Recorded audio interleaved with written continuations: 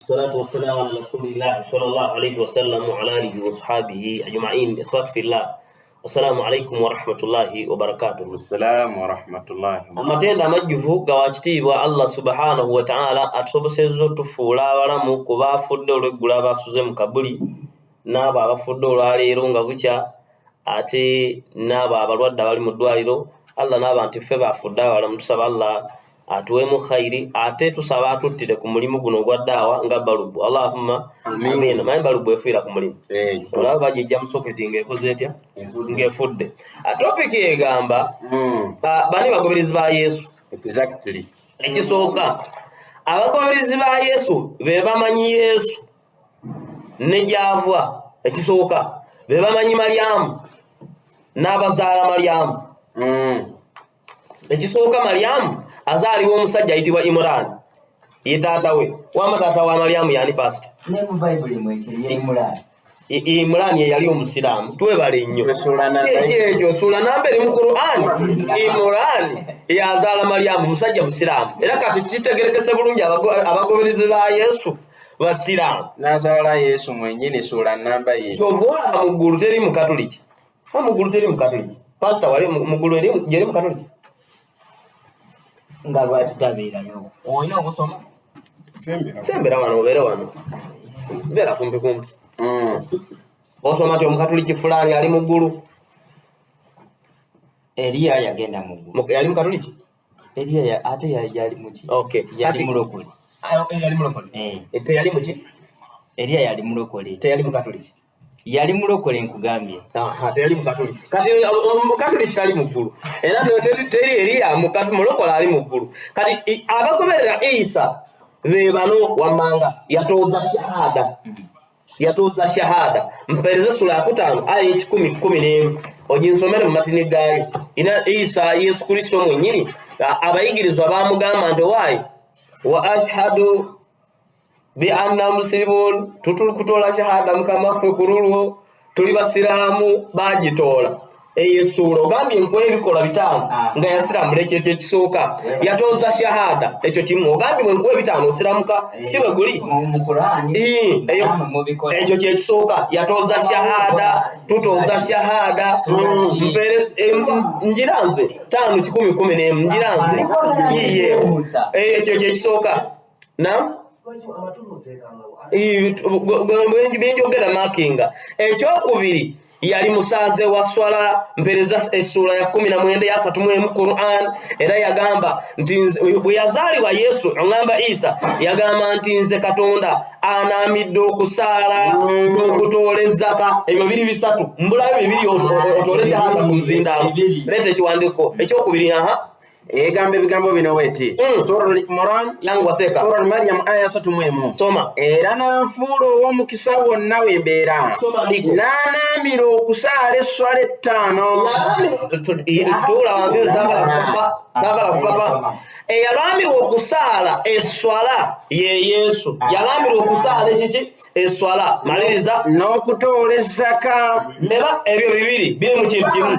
Yonna. Linda yalamirwa okusaala n'okutoola ezzaka n'atoola shahada n'atooza shahada biri bisatu. Kakati oyagadde bitaano. Ekyokuna yasomesanga nti Katonda ali atya omu. Mpereze essula ya 3 ompe essula ya 3 aya ya 50.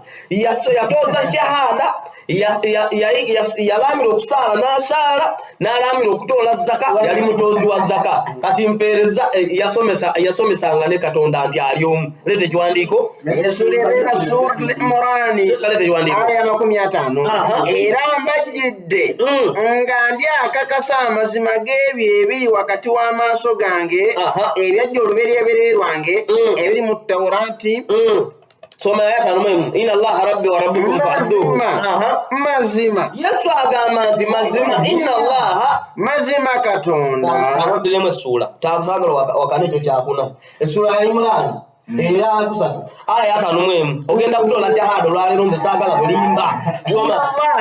Inna Allaha rabbi wa rabbukum fa'abduhu hadha siratul mustaqim yayigirizanga nti Katonda ali omutegeeza era mazima Katonda era Yesu agamba era mazima Katonda wange ye mukama wange era ye mukama wammwe so kale mumusinze eryo lino lyekkuba eggolokofu eryaki ery'amazima ebyo ebintu bitaano oyagala kyamukaaga biri bina ayagala kyakutaano kyakutaano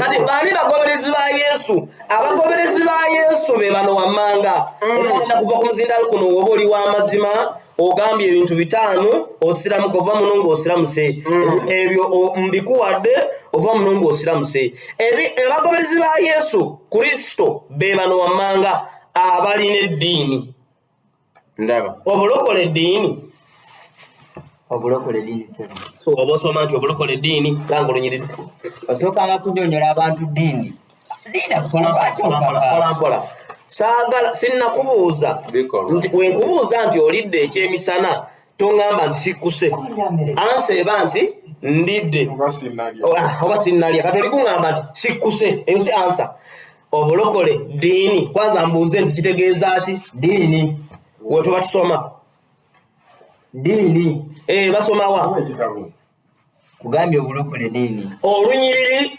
ekyaputa nesula kasa ntikubadde kyoyagala omanyi wooteeba tosula ku ggoolo era bw'ofuyisa tosula ku malaalo obulokole tubangako ddiini kati abagoberera Yesu bebo abali mu ddiini satemu bebulaliya kwanza kusindika ebiwandiiko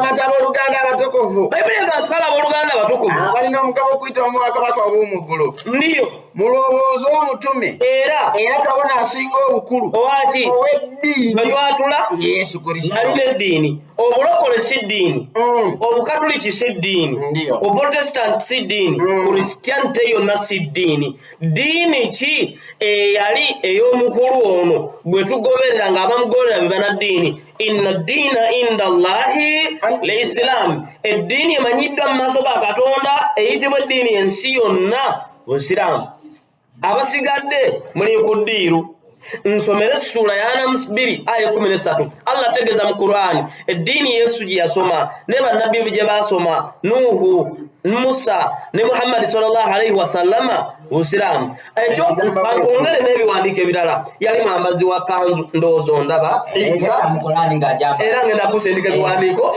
yakuwaseeka egamba ebigambo bino weeti soma ndiiko egamba yabalalika mu ddiini sokoleko ekitabu gwe njagala kusoma biwandiiko yabalalika mu ddiini ekyo kyennyini kyeyalamira bannabbi bonna soma ndiiko eddiini gye yalamira nabbi Nuhu yali musiraamu ebyo bitukuweereza gwe nabbi Muhammadi yali musiraamu byetwalalikako gwe nabbi Muhammadi sallama kirira eddiini yennyini twalanira nabbi Ibrahimu eddiini eno gye yasoma ne nabbi Musa w'amateeka 10 gye yasoma ne Isa Yesu mutabani wa Maryamu yasoma ddiini eyo nga bigamba nti ndiya kidogo baani bagoberezi ba Yesu abamugoberera n'abamukkiriza basiraamu abasoma eddiini ki abasoma eddiini y'obusiraamu kubanga yali musaaze yayambala kanzu yayina ekiremba yayina ekirevu ng'ekyanga kino bw'okiraba abantu abanampuliriza bwe kiri okujja ntegerekeza bulungi kakati ekanzu mu Qur'an gyoyagala essula 12:93 Qur'an bakota pininze tebambuuza bintu modula ebyo naawe 12:93 yangu waseeka kusaba egambo ebigambo bino bwino obanga otusabye mukyere ku nnaku okusaba bwino nze obanga osaba omukatoliki essapuli kubanga yebaka nayo akulagira wennyini awaali egamba ebigambo bino weeti mugende naki nekanzo otambula nayo banzize nayo kakati abagoberezi bonna aba Yesu Kristo n'abayigirizwa baali basiraamu era gimu wetagira baako gisome bateriiwo kakati mbategeeza abatuuliza abakkiriza mwenna abasiraamu n'abatali mbatumidde mutegeere nti abagoberezi ba Isa Kristo Yesu mutabani wa Maryamu baali basiraamu batumiddeko mwenna abakaludaaya n'abakristaayo wabwere bwe nze tombuuza ku muzindaalo nkutengeza